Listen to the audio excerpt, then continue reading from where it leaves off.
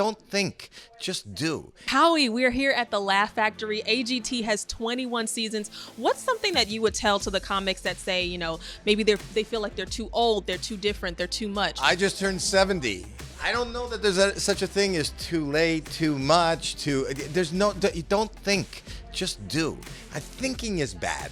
Thinking doesn't help anybody. Worrying doesn't help anybody. You just go for it. You don't overthink it. You don't think, oh, maybe they'll like this or they wouldn't like this. You just do you. Howie Mandel spoke with us at the America's Got Talent showcase at the Laugh Factory in Hollywood, helping usher in a new wave of comics to the competition. First, we want to find somebody and give them the opportunity of a lifetime. I don't think they've had an opportunity for the producers and the people who cast our show to see them and cast them in the most comfortable place. It's usually a crappy little tape they send in or a recording, or they have to stand and meet a producer face to face like this and explain what their act is without an audience. Even if I don't love what you're saying, or even if I don't get it, or I don't think it's that funny, look at this audience. An audience loves this. Mandel says he relates more than any AGT judge, reflecting on the unconventional stand-up act that launched his own career.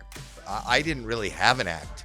And if I had to explain to somebody what I was going to do, I will come out and then I got this big closing where I take a rubber glove and I put it on my head. That bought me a house. That bought me my first house. Everything I've ever been punished for, expelled for, hit for is what I'm getting paid for. I'm so afraid to say no to anything. I have failures every day. And you got to understand that that's part of the process. So you're not afraid to fail? Yeah, I'm afraid to fail, but I like being afraid. I'm comfortable with discomfort. I'm not comfortable failing. I fail a lot, especially in comedy and stand-up comedy. And the key is 99% of success, this is not my saying, somebody a lot smarter than me said this, is showing up. Coming into the Laugh Factory again, does it make you reflect on all of the doors that were open for you? Because you get a chance to do that today for other comics. Every night when I see a new young comic who I've never seen before, who's new at it, I feel like, and every time when I'm sitting on the panel and I see somebody come out, it reminds me and my heart starts to flutter and I get nervous for them like I'm their parent. And I look around and I tell, whoever I happen to be sitting beside, whether it's Mel or yelling at Simon, going, this is good.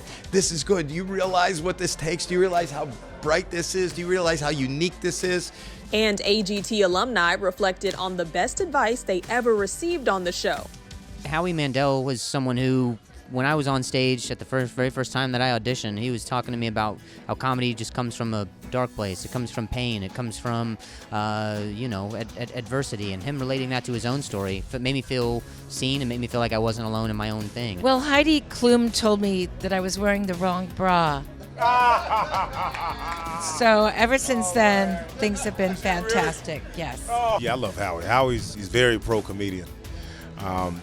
Because he's a comedian, so he just gets it.